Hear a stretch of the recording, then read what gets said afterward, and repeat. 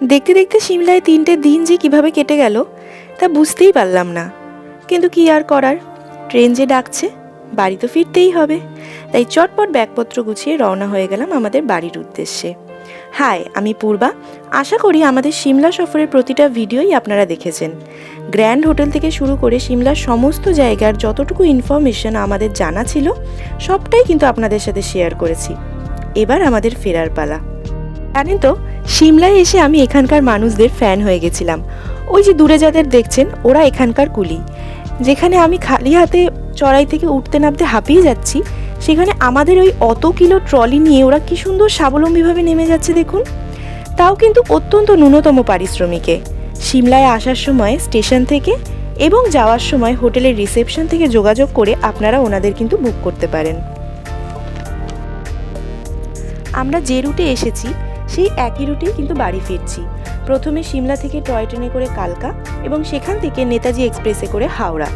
এই দুটি ট্রেনেরই details video already আমাদের চ্যানেলে আপলোড করা আছে। যারা দেখেননি তাদের জন্য লিঙ্ক ডেসক্রিপশনে দেওয়া রইল। আজকে বাড়ি ফিরতে ফিরতে সিমলায় হওয়া আমাদের কিছু অন্যতম এক্সপিরিয়েন্স সম্পর্কে আপনাদের সাথে শেয়ার করব। আশা করি সবার জন্যই তা হেল্পফুল হবে, বিশেষত যারা বাচ্চা নিয়ে ট্রাভেল করছেন তাদের জন্য তো হেল্পফুল হবেই। তাই ভিডিওটি শেষ পর্যন্ত দেখার অনুরোধ রইল।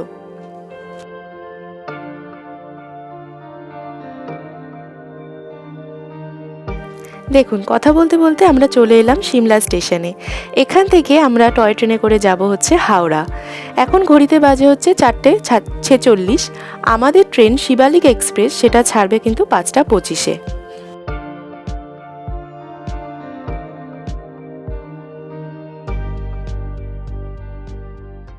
হ্যালো সবাইকে, আজকে আমাদের সিমলায় লাস্ট দিন। আমরা লাস্ট সফর করছি সিমলা থেকে কালকার উদ্দেশ্যে এবং সফর করতে হচ্ছে সেই শিবালিক এক্সপ্রেস ডিলাক্স ট্রেনে, ডিলাক্স টয় ট্রেনে করে। এবং সে তার সামনেই আমরা দাঁড়িয়ে রয়েছি এবং এই ট্রেনের আমাদের কোচ নাম্বার হচ্ছে F5। খুব একটা বেশি প্যাসেঞ্জার নেই, আমরা খুব ফাঁকায় ফাঁকায় মনে করছি যাব।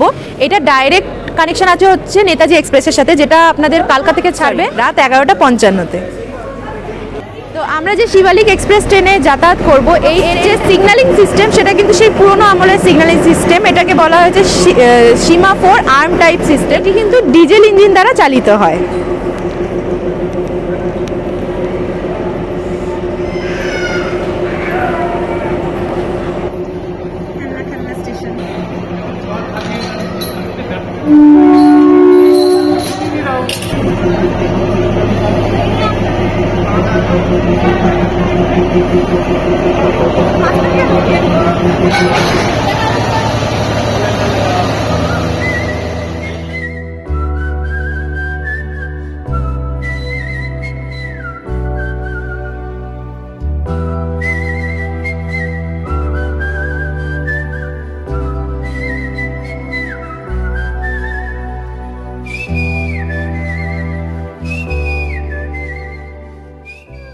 যাবে, দেখো গুতাচ্ছে তোমাকে, দেখো কিরকম করে। আমার বলে সাইড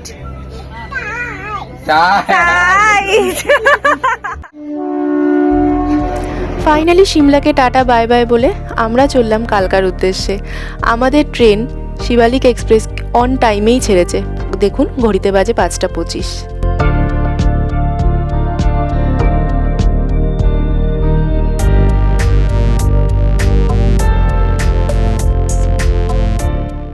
ট্রেনে উঠেই গরম গরম চা দিয়ে শুরু করলাম আমাদের যাত্রা। এই টয় ট্রেনে বিকালে স্ন্যাক্স থেকে শুরু করে রাতের ডিনার পুরোটাই কিন্তু আপনাদেরকে প্রোভাইড করা হবে, যেটা আপনাদের টিকিটের সাথে ইনক্লুড করা থাকবে।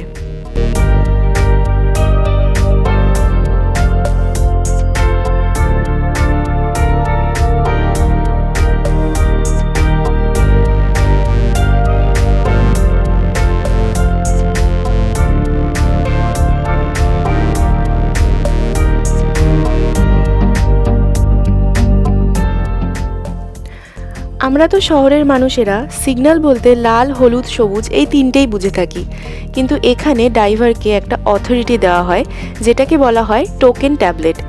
ওই যে হাতে যে রিংটা দেখতে পাচ্ছেন সেটাই হলো টোকেন ট্যাবলেট। এই রিংটা দেওয়া হয় ড্রাইভারকে এবং এই রিংটা যতক্ষণ না ড্রাইভার নেক্সট স্টেশনে পৌঁছাবে ততক্ষণ আমাদের এই লাইনে অন্য কোনো ট্রেন কিন্তু আসবে না। আমরা কালকা স্টেশনে পৌঁছেছিলাম রাত 10:30টায়। এখান থেকে আমাদের হাওড়ার উদ্দেশ্যে ট্রেন ছিল রাত 11:55-তে। কালকা থেকে ট্রেন ছাড়ার কোনো রকম ভিডিও কিন্তু আমরা করতে পারিনি।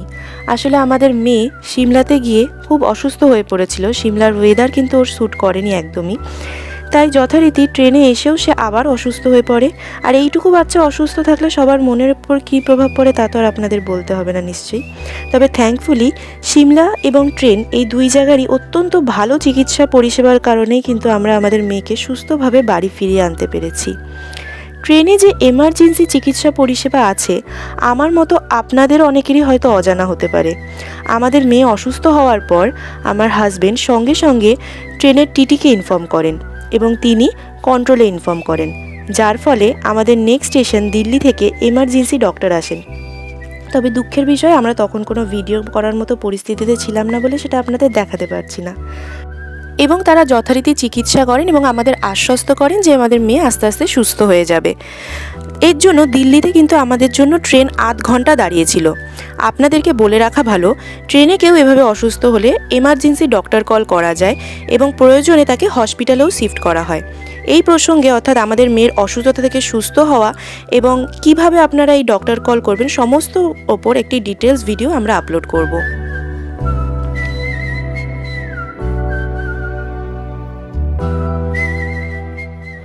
दूधू पिएंगे हम तो दूधू पिएंगे बदनागर भाती में दूधू पिएंगे। আজকে আমরা সিমলা থেকে বাড়ি যাওয়ার উদ্দেশ্যে রওনা হয়ে গেছি। কালকে অ্যাকচুয়ালি আমার মেয়ের শরীরটা খুব খারাপ হয়ে গেছিল এবং সেই কারণে আমরা কোনো রকম ভিডিও তুলতেই পারিনি। এখন আমার মেয়ে একটু সুস্থ আছে, তো ওই জন্য আমরা ভিডিওটা করছি। তো আমরা এখন আছি হচ্ছে কানপুরে ঢোকার কথা ছিল 1:45-এ, ট্রেন কিন্তু অন টাইমেই চলছে। আর আমার মেয়েও এখন আমরা প্রত্যেকেই ভালো আছি। তো চলুন, আশা করি আমাদের সফরটাও সুন্দর হবে। বাদবাকি যে জার্নিটা, আমাদের পুরো জার্নিতে আপনারা যারা দেখছেন ভিডিওগুলো তারা নিশ্চয়ই সাথে ছিলেন, তার জন্য অসংখ্য ধন্যবাদ। এভাবেই সাথে থাকবেন। আমাদের ট্রেন এখন জাস্ট কানপুর থেকে ছাড়লো। আসার সময় কিন্তু ট্রেন প্রায় 4 ঘন্টা লেট করেছিল, কিন্তু যাওয়ার সময় থ্যাঙ্কফুলি ট্রেন একদম কারেক্ট টাইমেই চলছে। তো আমাদের যে দুপুরের লাঞ্চটা সেটা আমরা ট্রেন থেকে না নিয়ে আমরা অনলাইনে অর্ডার করেছিলাম, কানপুর স্টেশন থেকে নিয়েছি। তো সেখানে আমরা একটা ভেজ থালি অর্ডার করেছি। দেখুন, ভেজ থালিতে ভাত দিয়েছে, এটা ধনেপাতা দেওয়া রয়েছে ভাতে, রুটি দিয়েছে তার সাথে, খাওয়ার কিন্তু গরমই আছে আর দেখে যথেষ্ট ফ্রেশ মনে হচ্ছে। অনেক প্যাকিং করা, বাটার রুটি দেওয়া, 2 পিস বাটার রুটি, তার সাথে একটা ভারী ডাল দিয়েছে আর একটা কিছু সবজি দিয়েছে মটর টটর দিয়ে। তো টেস্ট আমি হালকা টেস্ট করে দেখলাম যে টেস্ট ভালো। মানে ট্রেনের খাবার অ্যাকচুয়ালি নিইনি, কারণ ট্রেনের খাবারের টেস্ট কোয়ান্টিটির সাথে প্রাইস আমার খুব একটা বেশি মনে হয়। তো সেই জন্য আমরা ট্রেনের খাবার না নিয়ে অনলাইনে এটা নিয়েছি। এটা কিন্তু খুবই ভালো। আর তার সাথে আমরা সারপ্রাইজ ফুচকা নিয়েছি এখান থেকে। আশা করি ফুচকাটাও অন্যরকম হবে। এখানে আলুর পুরের ডিজাইনটা আলাদা, এটা মটরের পুর, জানি না, এখনো খেয়ে দেখিনি। এটাও হয়তো আশা করি ভালোই হবে। তো চলুন, আপনাদের সাথে লাঞ্চের পরে কথা হচ্ছে।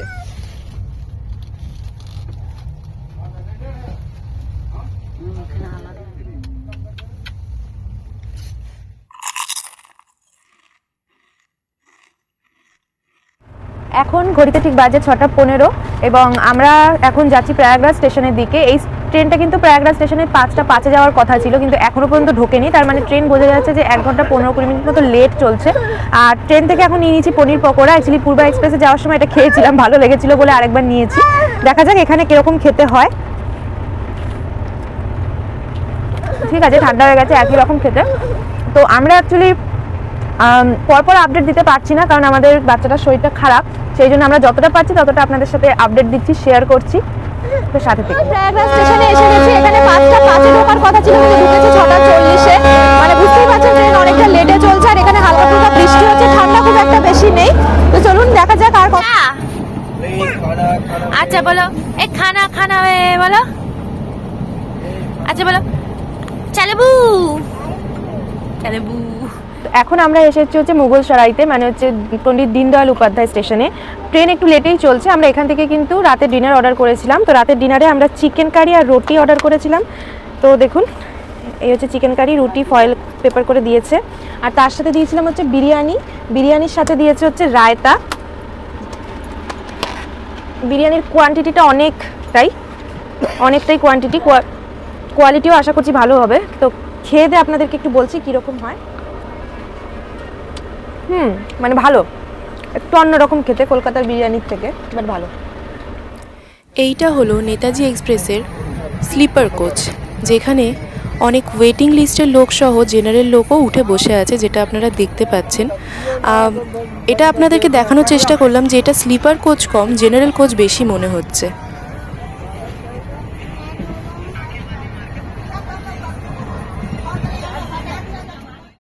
কলকাতা থেকে সিমলা যাওয়ার সময় আমরা আপ নেতাজি এক্সপ্রেসের সম্পর্কে ডিটেলস যে ভিডিও, অর্থাৎ এর কোচ, ভাড়া, খাবার যাবতীয় সম্পর্কে অলরেডি আপনাদেরকে আমরা শেয়ার করেছি।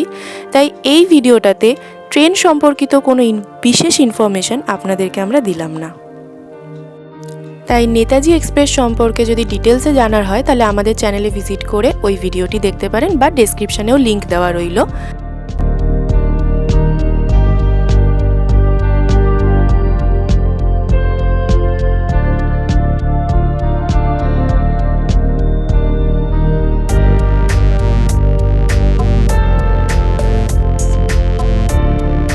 দীর্ঘ 2 রাত এবং একটা দিনের জার্নি করে আমরা চলে এসেছি আমাদের পশ্চিমবঙ্গের বর্ধমান স্টেশনে।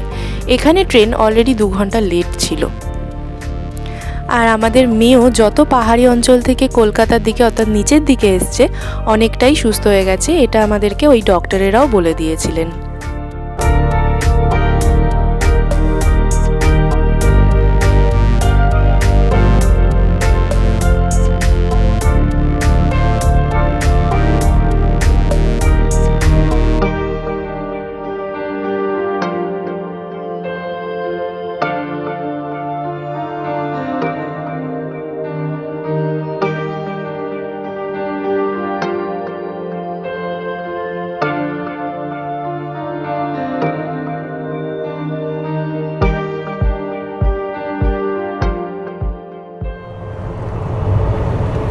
গুড মর্নিং সবাইকে।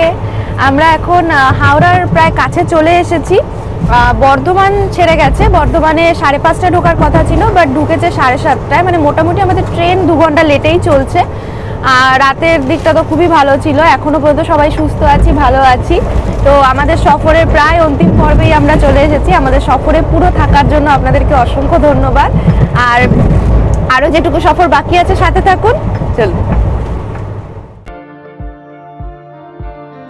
আমাদের সিমলা সফরের ভিডিও মূলত এখানেই শেষ হচ্ছে।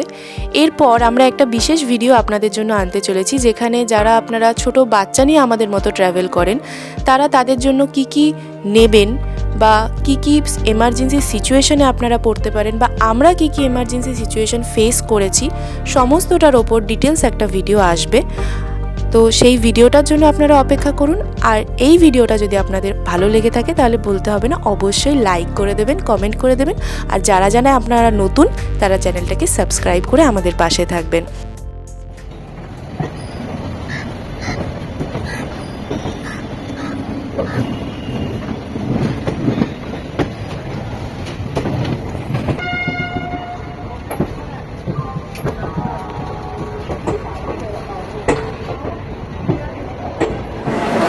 ফাইনালি আমরা চলে এসেছি আমাদের ডেস্টিনেশন হাওড়াতে।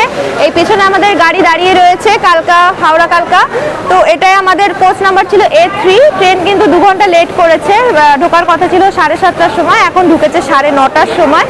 তো আমাদের পুরো সফরের এখানে শেষ হলো, এখন জাস্ট এখান থেকে বাড়ি যাব। তো আমাদের সাথে থাকার জন্য অসংখ্য ধন্যবাদ আপনাদেরকে।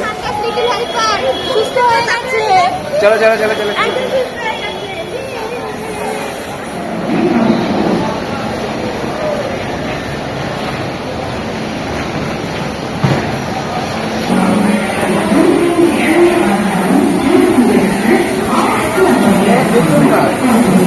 কি মজা দেখো, একদম